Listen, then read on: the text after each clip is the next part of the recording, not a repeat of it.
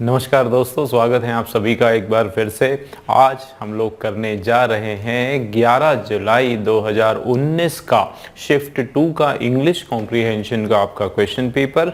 दोस्तों ये question paper हमारा एसएससी CHSL जो कि 10+2 लेवल का है एग्ज़ाम, उसके बारे में हम लोग पूरा डिस्कस करने वाले हैं।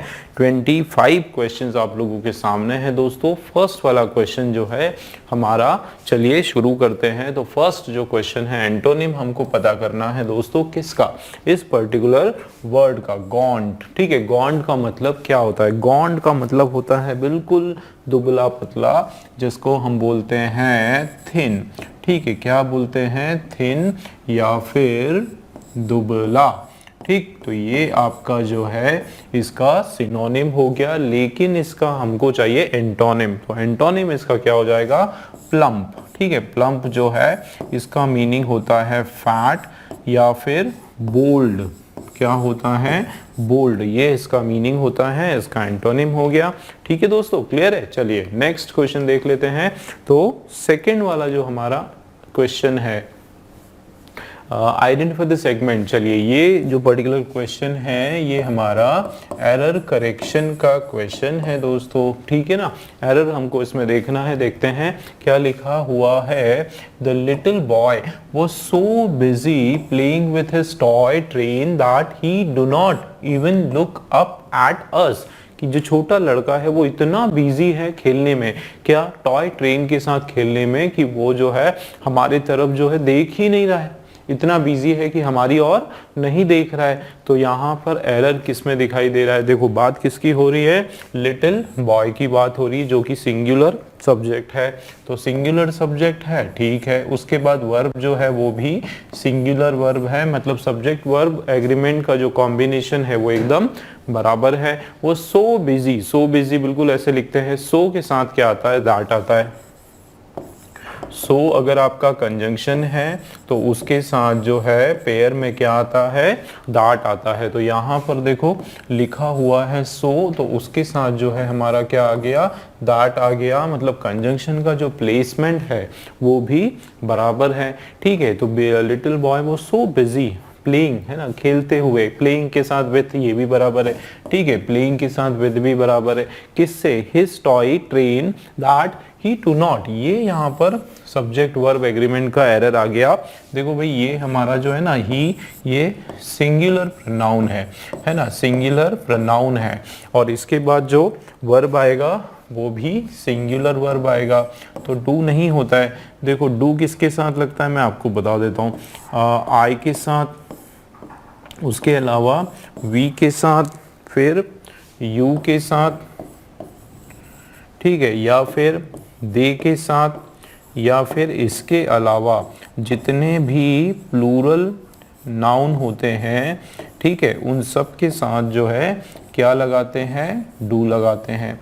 बट डस किसके साथ लगाते हैं? ही के साथ, या शी, या इट, ठीक है, या फिर कोई भी सिंगुलर नेम या सिंगुलर नाउन जो है उसके साथ जो है क्या लगाया जाता है? डस लगाया जाता है। ये हमको याद रखना है। तो यहाँ पर इसका एरर हो गया, डू नहीं आने वाला है, डज आने वाला है। Does not even look up at us. Lookup जो है आपका एक फ्रेजल वर्ब है, और लुकअप का मतलब होता है देखना, हमारी ओर देखना। तो वो भी उसने नहीं किया। मतलब एरर जो है वो किस में हमारा आ गया? यहाँ पर। ठीक है, चलिए तो इस पर्टिकुलर क्वेश्चन में हमारा बी वाला एरर है दोस्तों। ठीक है ना। नेक्स्ट क्वेश्चन देख लेते हैं। थर्ड वाला क्वेश्चन दोस्तों हमारा जम्बल्ड सेंटेंसेस का क्वेश्चन है, जिसको हम रीअरेंज, ठीक है ना, जिसको हम रीअरेंजमेंट का क्वेश्चन भी हम इसको कहते हैं। ठीक है, इस क्वेश्चन की जो ट्रिक है मैंने आप लोगों को बताई है। सबसे पहले हमें स्टार्टर, ठीक है, हमें देखना है कि हम इस पर्टिकुलर पैसेज का जो फर्स्ट सेंटेंस है वो हमारा क्या हो सकता है। ठीक है, वो हमको पता करना है। उसके अलावा हमको जो है पेयरिंग करना है, किस तरीके से हम दो पॉइंट्स को एक साथ पेयर कर सकते हैं मीनिंगफुली, वो हमको देखना है। तो उसके लिए हम लोग पढ़ते हैं एक एक को और पहले तलाश करते हैं स्टार्टर की। ठीक है, चलिए। Baskets and carts flooded the street turning it into mobile market. तो क्या हो रहा है, बास्केट और कार्ट है ना, घोड़ा गाड़ी और ये जो भी बैलगाड़ी वगैरह, बड़े बड़े बक्से वगैरह, फ्लडेड द स्ट्रीट। फ्लडेड मतलब एक साथ बहुत सारी क्वांटिटी में आ जाना। तो यहाँ पर एक किसी बाजार की बात हो रही है कि बाजार में क्या हो रहा है कि बड़े बड़े बक्से और कार्ट, जो गाड़ी, ठेला गाड़ी वगैरह जो भी है, वो सारी चीजें एकदम फ्लड हो गई स्ट्रीट पर। फ्लडेड द स्ट्रीट का मतलब है बहुत सारी संख्या में एक साथ जो है रोड के ऊपर, स्ट्रीट के ऊपर आ गई।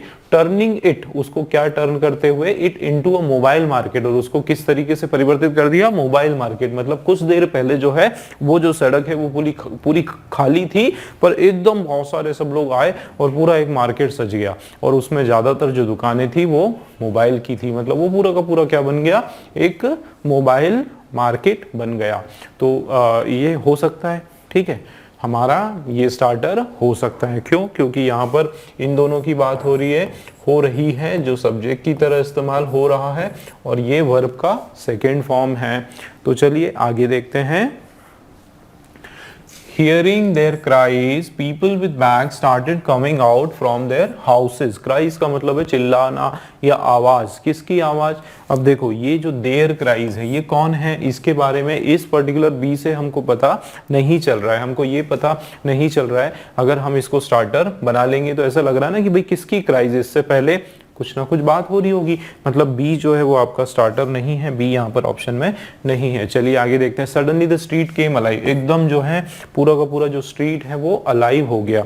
क्या हो गया? जीवित हो गया एक तरह से, है ना। तो एकदम से जो है स्ट्रीट जो पूरा रोड है वो क्या हो गया? जीवित हो गया। तो इससे भी पता नहीं चल रहा है कि हमारा ये स्टार्टर है या नहीं। आगे देखते हैं। From one end to the other cries of the vendors rent air, मतलब हाँ ये बड़ा इंटरेस्टिंग है। इसका मीनिंग आप देखो, one end to other the cries of the vendors rent the air. Rent the air, हवा को किराए से ले लिया, है ना, ये इसका मीनिंग आ रहा है ना Hindi. But rent the air का मतलब होता है कि ऐसा प्रतीत हो रहा है कि हर जगह जहां देखो वहां लोगों की, ये जो सब सामान बेचने वाले, जो मोबाइल बेचने वाले हैं, उनकी बिल्कुल हर जगह जहां देखो वहां उनकी आवाज है। ऐसा लग रहा है कि हवा जो है उन लोगों ने किराए से ले ली। ऐसा लग रहा है कि हवा में जो है उनकी आवाज के अलावा जो है कुछ और नहीं सुनाई दे रहा है। तो यहाँ पे उसको रेंट द एयर एक फ्रेज है ये, ठीक है ना। ये क्या हो गया?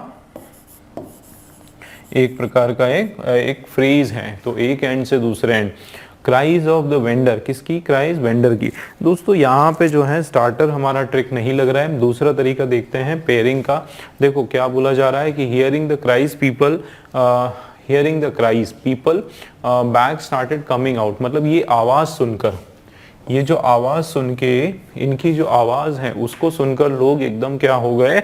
लोग सारे के सारे बाहर हो गए, ठीक है। अब किसकी आवाज? तो from one end to the other the cries of vendor rent the air, मतलब इसकी बात हो रही। किसकी आवाज? इन वेंडर्स की आवाज, उसको सुनकर जो है सब लोग जो है बाहर आ गए। इसका मतलब है दोस्तों हमारा जो पेयरिंग है, देखो यहाँ अगर हम इसको देखते हैं, किसको?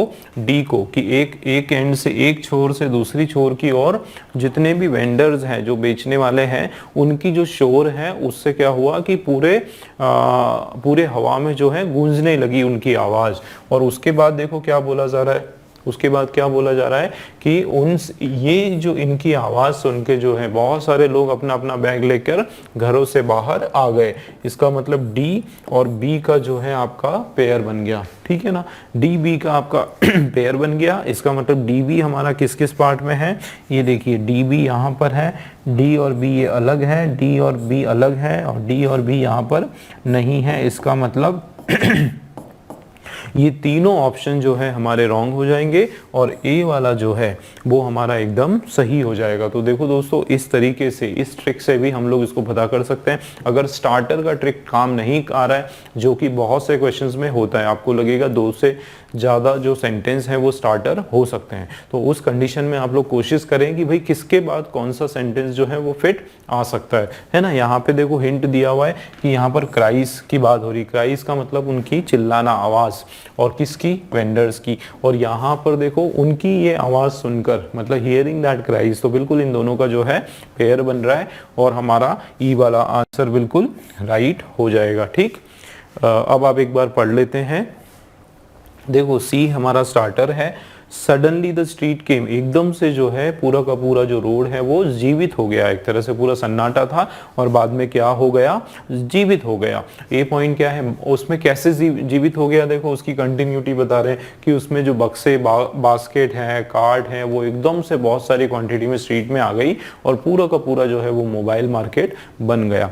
ठीक है, और उसके जज्बात जो है सडनली द स्ट्रीट, सॉरी उसके बाद डी पॉइंट कि एक एंड से दूसरे ऑन हर जगह वेंडर्स की आवाज़ सुनाई दे रही थी और इन वेंडर्स की आवाज़ को सुन के बहुत सारे लोग अपना बैग लेकर घरों से बाहर निकल के रोड पर आ रहे थे। ठीक, मतलब पेयर वाइज भी जो है बिल्कुल हमारा ए वाला ऑप्शन राइट हो गया दोस्तों। ठीक, नेक्स्ट क्वेश्चन देख लेते हैं।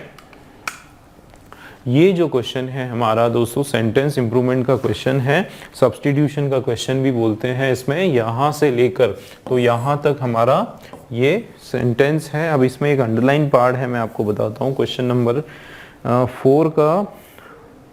ओके, इसके अंदर जो है इफ देयर इज नो, हाँ अंडरलाइन सेगमेंट है। अंडरलाइन सेगमेंट में जो है आप लोगों के लिए बता देता हूँ। ये यहाँ से लेकर जो है यहाँ तक ये अंडरलाइन पार्ट है 2 तक। ठीक है, अब हमको इसमें देखना है कि कुछ एरर है या फिर इसमें नो इम्प्रूवमेंट लगने वाला है। ठीक है ना, चलिए शुरू करते हैं। After going through their brochure I have decided to make a donation to help their campaign. कि उनका जो ब्रोशियर है, उन्होंने जो भी मुझे देखने के लिए जो कैटलॉग या जो भी ब्रोशियर दिया होगा उसको जब मैंने पढ़ा है ना, उसको जब मैंने पढ़ा समझा, उसके बाद मैंने क्या किया, मैंने इस चीज़ का निश्चय लिया है ना, क्या कि मैं जो है इन लोगों का, इनका जो मुहिम है उसको आगे बढ़ाने के लिए मैं उनको डोनेशन देने वाला हूँ, उनको पैसे देने वाला हूँ। ये तो था इसका मीनिंग। अब आप देखो कि after going through their brochures, going through their brochures का मतलब है पढ़कर, किसको, ब्रोशियर को पढ़कर आई हैज डिसाइडेड। तो पहली बात तो ये कि आई के साथ हैज नहीं आता है, आई के साथ हैज जो है कभी नहीं आएगा। अगर ये हैज और हैव की जरूरत लगी तो फिर ये हैव आएगा। लेकिन आप ये देखो कि आई हैव या आई हैज जो हुआ, मतलब परफेक्ट टेंस में क्या हमको सेंटेंस की जरूरत है। I have decided to make a donation, मतलब मैंने निश्चय किया कि मैं डोनेशन, आई हैव मतलब कर चुका, तो यहाँ पे चुका की बात नहीं हो रही है, हो रही है। ये पूरा का पूरा जो सेंटेंस है ना दोस्तों, ये आपका सिंपल पास्ट का सेंटेंस है। किसका सेंटेंस है, आप देखो सिंपल पास्ट टेंस का सेंटेंस है। क्यों, आप देखो इसमें कहा जा रहा है कि भाई मैंने उसका ब्रोशियर पढ़कर जो है मैंने इस चीज का निश्चय लिया, किया, निश्चय किया कि मैं जो है उनको कुछ पैसे देने वाला हूँ, मतलब पास्ट टेंस का सेंटेंस है। तो परफेक्ट का सेंटेंस ये नहीं होगा, हैज या हैव कुछ भी नहीं आने वाला है। डायरेक्ट आपका क्या हो जाएगा, सब्जेक्ट और उसके बाद वर्ब का सेकंड फॉर्म हो जाएगा, मतलब आई डिसाइडेड होने वाला है। क्या होने वाला है, आई डिसाइडेड, बिल्कुल इस तरीके से ये हो जाएगा। मतलब हमारा जो सही आंसर है वो कौन सा है, और डिसाइडेड के बाद 2 बराबर है। आई डिसाइडेड, देखो आई डिसाइडेड फॉर मेकिंग नहीं होता है, for making a donation, I decided to make a donation, ये बिल्कुल आपका करेक्ट है। ठीक है ना, तो I decided to make a donation to help their campaign. तो ये फर्स्ट वाला जो ऑप्शन है एब्सोल्युटली करेक्ट हो जाएगा। ठीक, चलिए तो क्वेश्चन नंबर 5 हम लोग देख लेते हैं दोस्तों। 4 ऑप्शंस आप लोगों के सामने हैं और चारों में जो है देखो रॉन्गली स्पेल्ड वर्ड जो है वो हमको सिलेक्ट करना है। इसका मतलब 3 जो स्पेलिंग्स है वो बिल्कुल राइट है और एक जो स्पेलिंग है उसके अंदर कुछ ना कुछ स्पेलिंग का, एक जो वर्ड है उसके अंदर कुछ ना कुछ स्पेलिंग का एरर है। ठीक है, चलिए देख लेते हैं किसके अंदर स्पेलिंग का एरर है। ऑप्यूलेंस हो गया और अपॉर्चुनिटी, ऑपरेशन, ठीक है ऑपरेशन हो गया, ऑपोजिशन हो गया, operation, select the wrongly spelled word, question number 5। अच्छा, मुझे लगता है कि चारों स्पेलिंग सही कर दी है। ठीक है, चारों स्पेलिंग जो है ऑप्यूलेंस, चारों स्पेलिंग हाँ ठीक है। ऑप्यूलेंस की जो स्पेलिंग है OPU, कई बार ऐसा होता है ना कि क्वेश्चन पेपर में एरर आ जाता है, स्पेलिंग चारों सही हो जाती है और फिर हम लोग ढूंढते रह जाते हैं कहाँ पर एरर है। तो हालांकि इसमें ऐसा नहीं है, लकीली एक स्पेलिंग रॉन्ग है, ठीक है ना। तो चलिए ऑप्यूलेंस, तो ऑप्यूलेंस हो गया, इसकी स्पेलिंग जो है OPULENCE बिल्कुल बराबर है। ऑपरेशन, ऑपरेशन की बराबर है, ऑपोजिशन की बराबर है अपॉर्चुनिटी, अपॉर्चुनिटी नहीं होता है, अपोर होता है। यहाँ पर हमारा स्पेलिंग में OPPORTUNITY बिल्कुल यही स्पेलिंग है हमारी, ठीक है ना, अपॉर्चुनिटी। अब ऑप्यूलेंस का जो है इसका मीनिंग क्या होता है, इसका मीनिंग होता है ग्रेट वेल्थ, बहुत अधिक धन या संपदा होना, बहुत ज़्यादा रिच होना, वो होता है, ठीक है। तो ये, और ऑपरेशन का मतलब होता है किसी पे जुल्म करना, ठीक है। ऑपरेशन करना मतलब किसी पे क्या करना, जुल्म करना, ठीक है, उस पे अति करना एक तरह से, ठीक है। चलिए नेक्स्ट क्वेश्चन देख लेते हैं। इसका जो राइट आंसर है सी वाला। नेक्स्ट क्वेश्चन जो है दोस्तों, इस पर्टिकुलर ईडियम का आपको जो है मीनिंग बताना है। और क्या लिखा हुआ है, इन अ नटशेल। तो इन अ नटशेल जो है कई बार आप लोगों ने सुना होगा, इन शॉर्ट। क्या मतलब होता है, इन शॉर्ट, या बिल्कुल संक्षिप्त में, जिसको बोलते हैं संक्षिप्त में,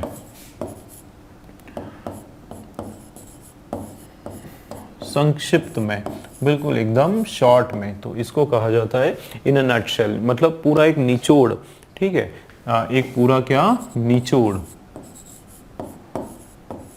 ये इसका मीनिंग निकल के आता है। तो ऐड नट्स, तो नट्स से यहाँ पे नट मतलब जो दाने होते हैं, मूंगफली के दाने वगैरह, उसको नट कहा जाता है। तो यहाँ उस नट से मतलब कोई नहीं है। नटशेल का मतलब होता है भैया शॉर्ट में बताओ, है ना। Please tell your story in a nutshell, ठीक, कि अपनी जो कहानी है वो क्या करो, एक शॉर्ट में बताओ, है ना, एक्सप्रेस वेरी ब्रीफली, ये इसका राइट मीनिंग हो जाएगा। और डी वाला जो है हमारा करेक्ट आंसर है, ठीक है ना।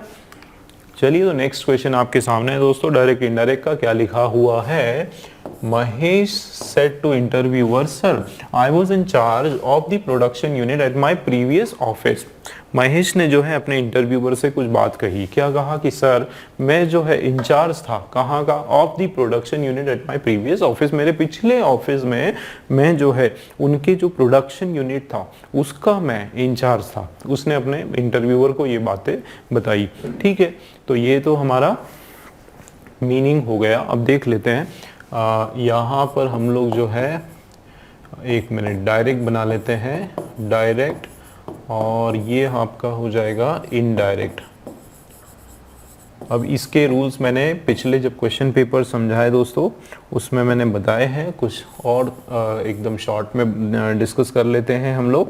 कि ये जो डायरेक्ट टेंस है, इसके अंदर जो इन्वर्टेड कॉमा के बाहर का जो सेंटेंस या फ्रेज जो लिखा हुआ है, इसको कहा जाता है रिपोर्टिंग, रिपोर्टिंग वर्ब इसको कहा जाता है।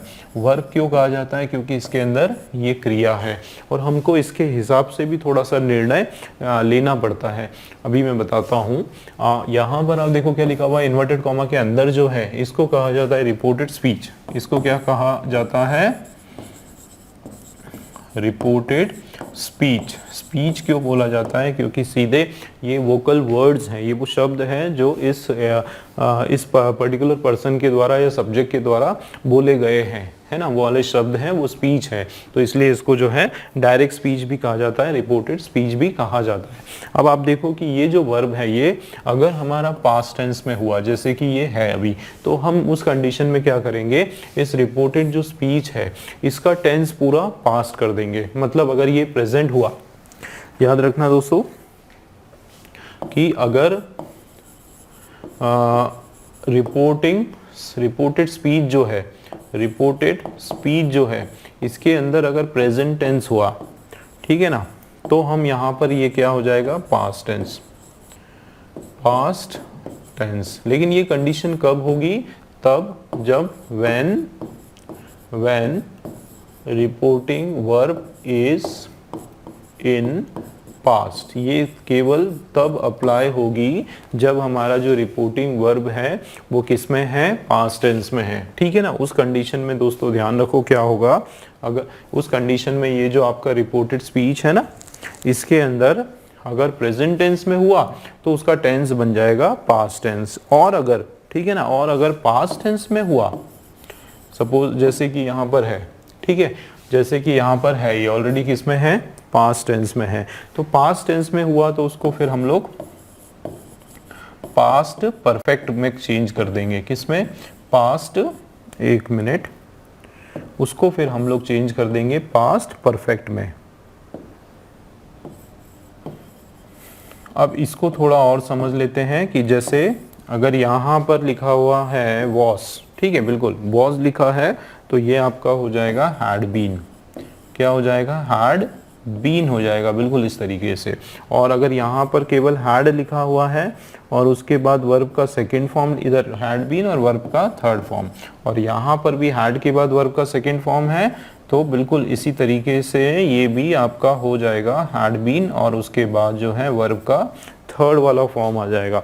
तो ये दो चीज़ें आपको जो है थोड़ा सा याद रखना पड़ेगा। उसके अलावा जो है ये वर्ड चेंज हो जाता है मीनिंग के हिसाब से। जैसे यहाँ पे महेश जो है सेड टू इंटरव्यूअर, तो उसने जो है इंटरव्यूअर से कुछ कहा, तो सेड टू जो है दोस्तों, सेड टू जो वर्ड है वो आपका चेंज हो जाएगा किसमें? टोल्ड में। टोल्ड हो जाएगा। और टोल्ड के बाद याद रखना कभी भी टू नहीं लगता है। यहाँ तक कि अगर कुछ पूछ रहा है, मान लो प्रश्न होगा अंदर, तो आस्क्ड लगाएंगे और आस्क्ड के बाद भी जो है टू हम लोग नहीं लगाएंगे। टू जो है वो केवल हम लोग सेट के बाद लगाते हैं। बस इतना याद रखना है। तो सबसे पहले तो ये याद रखें कि महेश और उसके बाद टोल्ड आएगा, ठीक है, उसके बाद टू नहीं आएगा, कहीं पर भी टू नहीं आएगा, आपको ये ध्यान रखना है, ठीक है। अब महेश ने किससे कहा? ऑब्जेक्ट बताओ, इंटरव्यूअर से। तो यहाँ तक आप देखो चारों पॉइंट सही है। देखो Mahesh told the interviewer, told the interviewer, यहाँ पर भी और यहाँ पर भी, मतलब ये चारों पॉइंट जो है यहाँ तक आपके बिल्कुल करेक्ट है। अब आगे हम देखते हैं कि क्या कहा कि सर आई वॉज, है ना, sir I was in charge, sir I was in charge of the production unit that at my previous. हाँ, तो यहाँ पे जो इन्वर्टेड कॉमा है उसको हटाने के लिए हम लोग क्या लगाएंगे? उसके बदले यहाँ पर दैट लग जाएगा। तो दैट जो है चारों जगह आ रहा है। एक मिनट, इंटरव्यू यूबर, यहाँ पर दैट नहीं आ रहा है, ठीक है। उसके अलावा दैट कहाँ नहीं आ रहा है? यहाँ पर दैट नहीं आ रहा है। तो दैट हमारा लगने वाला है, तो ए वाला पॉइंट भी हो सकता है, मतलब बी वाला पॉइंट नहीं होगा, और सी वाला पॉइंट भी जो है नहीं होने वाला। दैट दो जगह है। अब हम देखते हैं कि दैट सर बॉस, अच्छा उसमें क्या बोला जा रहा है? Sir I boss. देखो दोस्तों, ये जो सर है और ये जो इंटरव्यूअर है, ये दोनों एक ही पर्सन है, तो उसको एक ग्रीटिंग देने की जरूरत नहीं है। क्यों? क्योंकि कोई थर्ड पर्सन बोल रहा है, कोई डायरेक्ट महेश तो नहीं बोल रहा है। महेश के शब्द होंगे तो वो सर बोलेगा, लेकिन यही बात अगर कोई तीसरा व्यक्ति आकर बोलेगा कि महेश ने इंटरव्यूअर से ऐसा कहा कि वो जो है क्या हो गया? वो इंचार्ज था किसका? प्रीवियस ऑफिस में। तो सर, वो तो सर बोलने की तो आवश्यकता यहाँ पर नहीं है, ठीक है ना। तो सर यहाँ पर नहीं होगा, मतलब ए वाला भी जो है आपका रॉन्ग हो गया और डी वाला ऑप्शन बिल्कुल हमारा करेक्ट है, ठीक है ना दोस्तों। देखो क्या लिखा है? Mahesh told the interviewer that, है ना, कि किसकी बात हो रही है यहाँ पर? आई।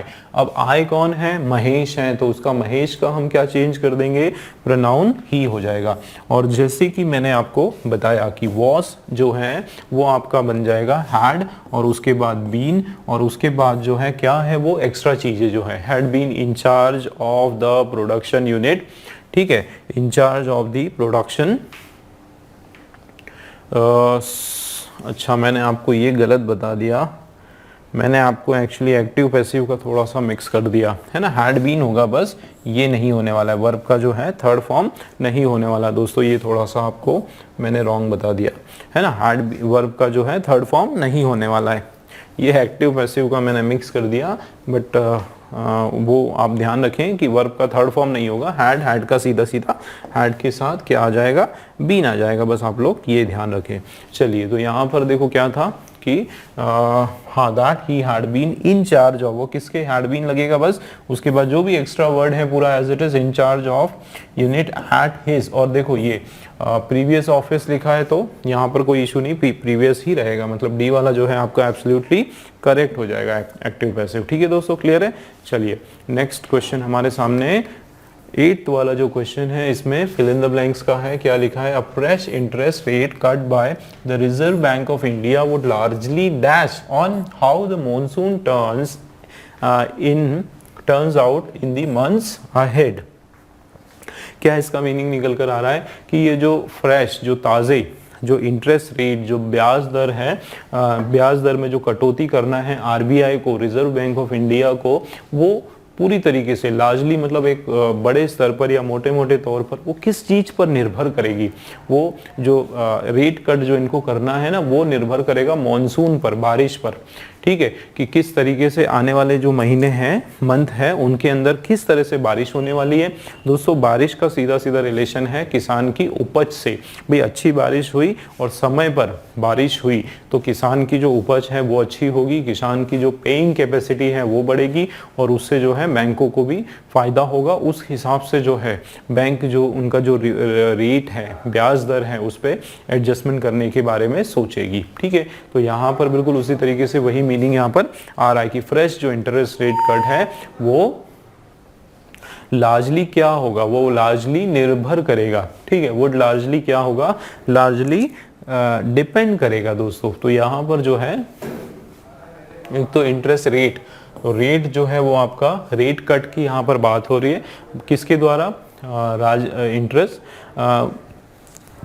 रिजर्व बैंक ऑफ इंडिया पर, तो वो क्या होगा, डिपेंड होगा। ठीक है, क्योंकि रेट कट जो है वो आपका एक प्लूरल सेंस में आता है। ठीक है सॉरी, किस सेंस में आता है, ये आपका प्लूरल सेंस में आता है। तो यहाँ पर जो वर्ब है वो भी प्लूरल वर्ब होने वाला है। और डिपेंड का मतलब होता है निर्भर, क्या करना, वो किस पर निर्भर करेगा, किस पर निर्भर करेगा, वो रिजर्व बैंक, वो वुड लार्जली डिपेंड ऑन, किस पर डिपेंड करेगा, मॉनसून पर डिपेंड करेगा, जाहिर सी बात है। ठीक है, चलिए नेक्स्ट क्वेश्चन देखते हैं। और ये क्वेश्चन वापस दोस्तों हमारा किसका आ गया, जंबल सेंटेंसेस का आ गया, रीअरेंजमेंट का क्वेश्चन आपके सामने है। और जैसे कि मैंने पिछले जंबल के क्वेश्चन में बताया था, या तो स्टार्टर है ना, या फिर हम लोग जो है पेयरिंग से हम पता कर सकते हैं। ठीक है, दोनों में से कोई भी तरीका लगा सकते हो जैसा आपको कंफर्टेबल लगे। चलिए क्या लिखा है, today flax is used to make fine linen fabric, कि आज जो फ्लैक्स है वो किसके लिए इस्तेमाल किया जाता है, आज जो फ्लैक्स है वो यूज़ किया जाता है एक बहुत ही अच्छी क्वालिटी का लिनन का जो फैब्रिक है, कपड़ा जो है, उसको बनाने में इस्तेमाल किया जाता है। भाई फ्लैक्स कोई सब्सटेंस है, कोई सामान है, कोई आप बोल सकते हो मटेरियल है, जिससे एक लिनन का जो सिंथेटिक फाइबर जो होते हैं, सिंथेटिक जो कपड़े होते हैं, उससे जो फैब्रिक है वो बनाने के काम में आता है। चलिए ये हो सकता है स्टार्टर, आगे देखते हैं। The Neolithic man first clad himself with animal skin. अब ये जो नियोलिथिक जो व्यक्ति है, जो ऐसे व्यक्ति जो जिस ऐसे दौर की यहाँ पर बात हो रही जहाँ पर कपड़े नहीं पहनते थे लोग, मतलब बेसिकली कपड़े कुछ तो पहनते थे बट वो स्किन्स पहनते थे, क्या एनिमल्स की, जानवरों की जो चमड़ी है उससे अपने शरीर को, या पत्तियों से जो है अपनी बॉडी को कवर करते थे। उस समय जो है पत्थरों का जो ज़्यादा इस्तेमाल करते थे, या नेचुरल जो चीज़ें हैं उनके आसपास उसका इस्तेमाल करते थे, तो वो जो एज है वो नियोलिथिक एज कहलाती है। तो वहाँ उस समय जो है लोग क्या करते थे, अपने आप को जो है एनिमल्स की चमड़ी से कवर करते थे, उसके कपड़े पहनते थे। ठीक है, ही ऑल्सो यू, अब ये भी हमको लग रहा है कि स्टार्टर हो सकता है। सी देखते हैं होगा कि नहीं। देखो क्या लिखा है कि he also use flax which had a good fibre for making cloth, कि वो जो है वो क्या करता था, वो फ्लैक्स को भी इस्तेमाल करता था। दोस्तों ये ही कौन है, इसकी हमको कोई इंफॉर्मेशन नहीं है, मतलब हमारा जो सी है वो स्टार्टर नहीं होगा। ठीक है ना, एक तो हमने ऑप्शन को क्रॉस आउट कर दिया। अब डी देखते हैं, डी का क्या, तो बट से शुरुआत हो रहा है दोस्तों। In those days cloth made of flax must have been very rough, की लेकिन उन दिनों में जो है ऐसे कपड़े जो किसके बने हुए हैं, फ्लैक्स के बने हुए हैं, वो हो सकता है बहुत रफ होंगे, बहुत खुरदुरे से होंगे। ठीक है, तो बट से शुरुआत हो रहा है, बट आपका क्या है, कंजंक्शन है। ठीक है, तो ये हमारा स्टार्टर नहीं होगा दोस्तों। ठीक है, तो हमारा दो जो ऑप्शंस हैं हमने क्या किया, क्रॉस आउट कर दिया। अब हमारे पास जो है स्टार्टर तो मिल गया भाई, स्टार्टर हमारा बी है, ये बात तो 100% कंफर्म हो गई। ठीक, क्या लिखा हुआ है, नियोलिथिक मैन जो है उसने सबसे पहले अपने आप को कैसे क्लैड किया, कैसे कवर किया, एनिमल्स की स्किन से। चलिए अब हमको ये देखना है कि पेयरिंग में BD होना है या फिर BC होना है, दोनों में से कौन सा पेयर होता है। चलिए देखते हैं, यहाँ पर क्या बोला जा रहा है, सबसे पहले नियोलिथिक जो मैन है उसने अपने आप को एनिमल स्किन से कवर किया, लेकिन देखो यहाँ पे उसने ऐसा किया, लेकिन जो इसका जस्ट अपोजिट होगा, उसने कवर किया लेकिन इन दोज डेज, उन दिनों में जो है those days cloth made of flax must have been very rough, कि उन दिनों में ऐसा कपड़ा जो फ्लैक्स से बना है। अब दोस्तों एक चीज बताओ कि यहाँ पर तो बस इतना बताया जा रहा है कि वो लोग अपने आप को किससे कवर करते थे, एनिमल की स्किन से कवर करते थे, और यहाँ पर किसी और की बात हो रही है भाई, यहाँ पर तो फ्लैक्स की बात हो रही है जिसके बारे में हमको पता ही नहीं चल रहा है बी से, है ना। मतलब बी और डी का जो पेयर तो नहीं होने वाला है, BD का पेयर नहीं होगा, जाहिर सी बात है BC जो है इसका पेयर होगा, और ये हमारा D वाला आंसर है। देखते हैं क्या लिखा है कि द नियोलिथिक मैन जो है उसने अपने आप को क्लैड किया, कवर किया, किससे, एनिमल की स्किन से। और उसके बाद C देखो, ही ऑल्सो, उसने ये भी किया। भाई किसने किया, देखो पता चल रहा है ये ही प्रोनाउन है, तो इसका नाउन हमको पता चल रहा है, कौन, ये नियोलिथिक, इसकी बात हो रही कि इसने और क्या किया, फ्लैक्स भी यूज किया। देखो विच हैड, और जिसका जो है एक बढ़िया फाइबर की उसके अंदर क्वालिटी थी, अ good fibre for making cloth, जो कि एक बहुत अच्छा फाइबर की तरह भी इस्तेमाल किया जा सकता था। तो उस समय भी जो है उन लोगों ने क्लैड का यूज करना शुरू किया, तो ये हमारा बराबर है। उसके बाद डी आ रहा है, लेकिन अब देखो बट बिल्कुल फिट हो रहा है कि यहाँ पे उन्होंने क्लैड भी किया, लेकिन क्लैड के जो कपड़े उस समय होते थे वो बहुत ज्यादा रफ होते होंगे, है ना, ये भी सही है। और आज जो है फ्लेक्स जो है वो बहुत अच्छी क्वालिटी में और फाइन लेनिन फैब्रिक बनाने के काम में आता है। ठीक है ना, तो ये हमारा पेयरिंग बिल्कुल राइट है, डी वाला। 10th क्वेश्चन जो है इसका हमको एंटोनिम बताना है, वायरुलेंट। देखो दोस्तों इसको याद करने का तरीका है भाई, वायरस, वायरस जो शब्द है ना, उससे वर्ड आ गया वायरुलेंट। ये आपका एक तो आपको चीज पता चल रही है कि ये आपका एक नेगेटिव सेंस का वर्ड है। भाई वायरस किसी का भला तो करेगा नहीं, ठीक है ना, नेगेटिव सेंस का ये क्या होगा, वर्ड होगा। अब इसमें आप ये देखें कि इसका मीनिंग क्या हो रहा है, कि इसका सिनोनिम ना, वायरुलेंट का मतलब होता है दोस्तों बहुत ज्यादा भयानक, बहुत ज्यादा भयानक। ठीक है, मतलब ये आपका आंसर हो जाएगा। ठीक है ना, डेंजरस क्या हो जाएगा, अच्छा सॉरी डेंजरस नहीं होगा, डेंजरस तो इसका सिनोनिम होगा। डेंजरस क्या है, इसका सिनोनिम है। देखो मैं बताता हूँ, ये जो वर्ड है दोस्तों, कौन सा, एक ये और एक सेंस में ये भी हो सकता है, बट ये नेगेटिव सेंस में, चलिए इसको छोड़ देते हैं। ये दोनों जो है इसके क्या है, सिनोनिम्स है। ठीक है ना, सिनोनिम्स है, समानार्थी है। और इसका अपोजिट क्या होगा, अमिकेबल। अमिकेबल जो है ये आपका एक पॉजिटिव सेंस का वर्ड है। इसका मतलब है एक तो लवेबल भी होता है या फ्रेंडली। ठीक है ना, फ्रेंडली इसका मीनिंग होता है, तो ये इसका अपोजिट बिल्कुल राइट हो जाएगा। चलिए नेक्स्ट क्वेश्चन जो है, इस पर्टिकुलर इडियम का हमको मीनिंग बताना है। बी एन ओपन बुक, बोलते हैं ना कि ये आपने सुना होगा, कोरा कागज, है ना, एक सॉन्ग भी बनाए कि मेरा जीवन जो है कोरा कागज कोरा ही रह गया। तो इसका क्या मतलब है, कोरा कागज का मतलब अधूरा, है ना, वैसा नहीं है। यहाँ पे ओपन बुक का बोलते हैं ना, I am open to you, मतलब मैं आपके लिए जो है बिल्कुल ओपन हूँ। ओपन बुक का मतलब है कि एक ऐसा व्यक्ति जिसके बारे में कोई भी आसानी से सारी इंफॉर्मेशन पता कर सकता है, जिसके बारे में कोई बात छुपी ना हो, जो बहुत ही ज़्यादा ओपन हो, मतलब अपनी सारी सीक्रेट्स भी जो है वो लोगों से शेयर कर देता हो, मतलब पारदर्शिता उसके अंदर काफ़ी हो, कुछ ऐसा छुपाने वाली उसके अंदर बात नहीं हो। ठीक है, इस प्रकार का जो व्यक्ति है वो ओपन बुक उसको कहते हैं, be an open book, don't, है ना, you should be an open book, okay, while open book while handling the project. किसी प्रोजेक्ट को हैंडल करते समय जो है आपको कैसा होना चाहिए, एक ओपन बुक की तरह होना चाहिए, है ना, इस तरह से। तो इसका जो मीनिंग है, one who has written examination नहीं, one about home it is easy to know everything. हाँ, ये होगा कि एक ऐसा व्यक्ति जिसके बारे में कोई भी चीज जानना जो है बड़ा ही आसान होता है, वो होता है one about be an open book. One who advise other, कि भाई फ्रैंक रहना है, अच्छे से रहना है, वो व्यक्ति नहीं होगा। वन हु फॉन्ड, जो बहुत ज़्यादा ट्रैवल करते समय रीडिंग करता है, वैसा भी नहीं होगा।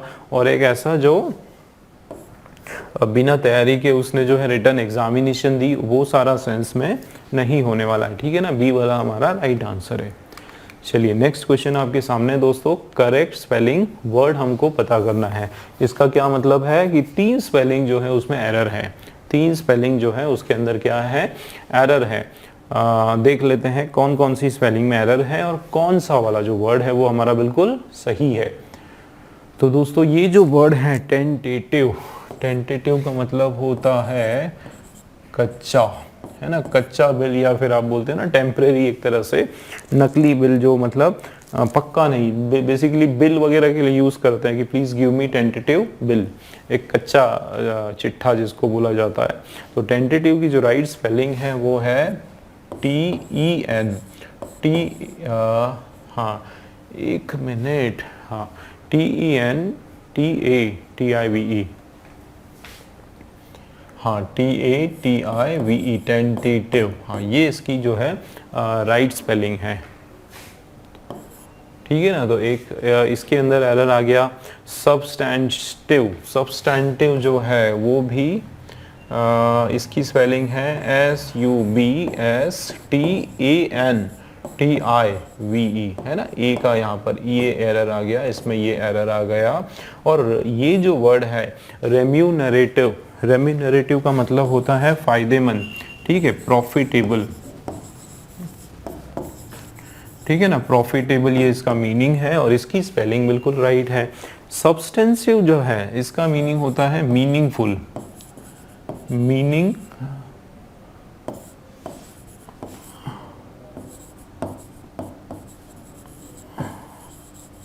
मीनिंगफुल, है ना, जिसका कोई मतलब हो, जिसना उसको कहा जाता है सब्सटेंसिव, जिसमें कोई अर्थ हो एक तरह से, वो कहा जाता है। ठीक है, चलिए नेक्स्ट देखते हैं इसमें क्या प्रॉब्लम है। स्पेक्यूलेटिव, हाँ इसकी जो स्पेलिंग है SPECULA आएगा। ठीक है, स्पेक्यूलेटिव, जो स्पेक्यूलेटिव का मतलब होता है बिल्कुल जो अंदाज़ा लगाना, एक तरह से स्पेक्यूलेट करना, किसी फ्यूचर के लिए फोरकास्ट करना, ठीक है, गैसिंग करना एक तरह से, है ना, गैसिंग,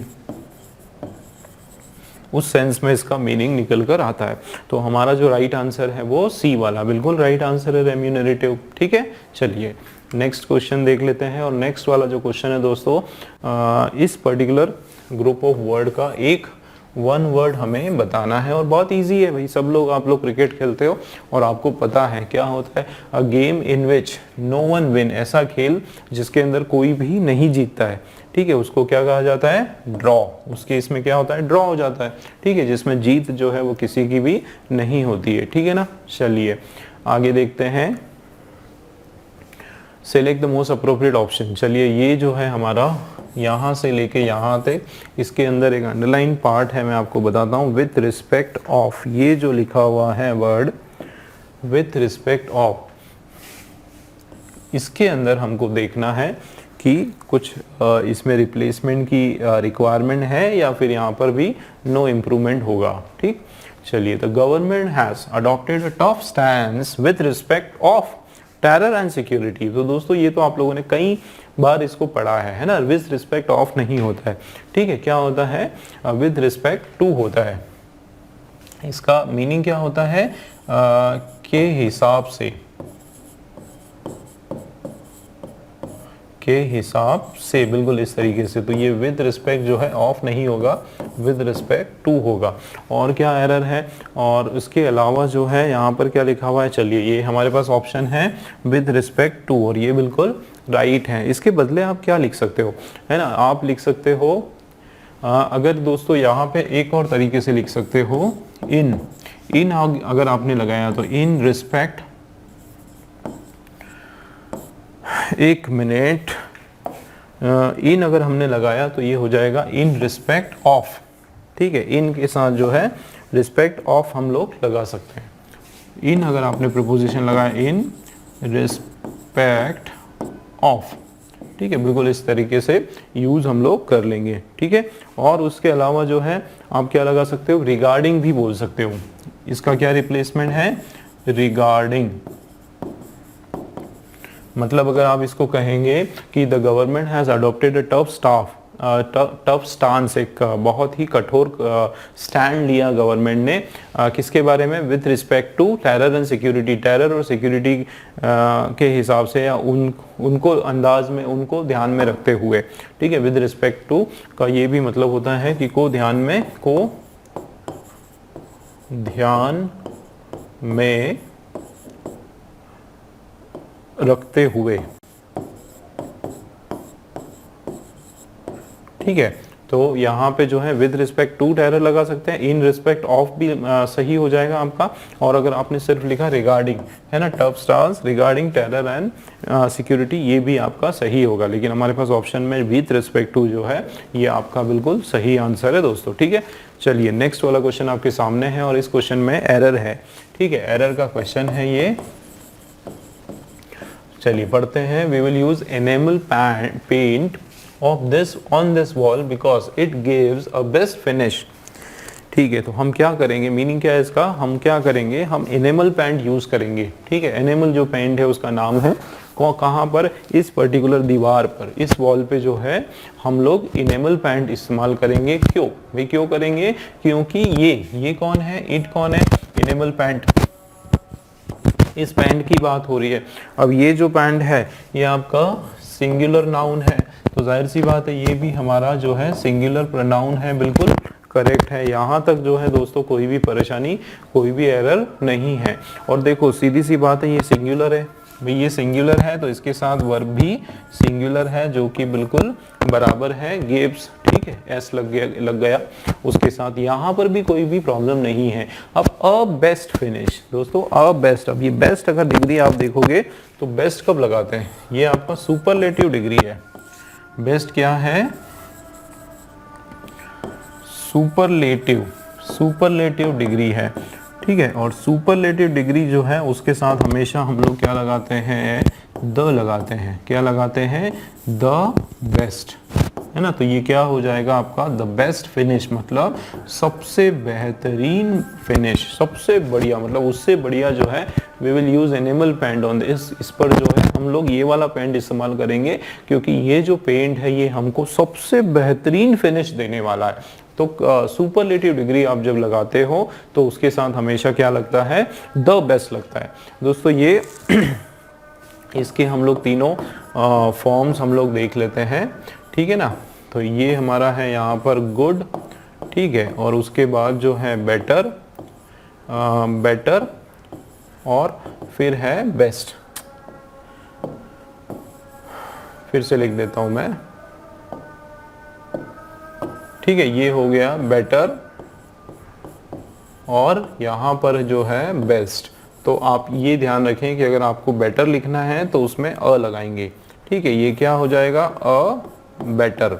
और या बेस्ट अगर लगाना है तो उसमें जो है हम लोग क्या लगाएंगे, द बेस्ट लगाएंगे। बिल्कुल आपको याद रखना है, क्योंकि बेटर जो जब हम लोग कंपेयर करने की बात कर रहे हैं तो उसमें इंडेफिनिट आपका वोवेल लगने वाला है, इंडेफिनिट आर्टिकल लगने वाला है। और जब आप एक डेफिनेट सेंस में बात करते हो, है ना, सुपरलेटिव डिग्री की बात करते हो, तो वहाँ पर जो है आपका डेफिनेट आर्टिकल जो कि द है वो लगने वाला है दोस्तों। आप इसको जो है ये भी आपका करेक्ट हो जाएगा, द बेस्ट फिनिश, या फिर अगर आप इसको अ बेटर, ठीक है। अ बेटर फिनिश, ये भी हमारा जो है करेक्ट है, दोनों हमारा करेक्ट है।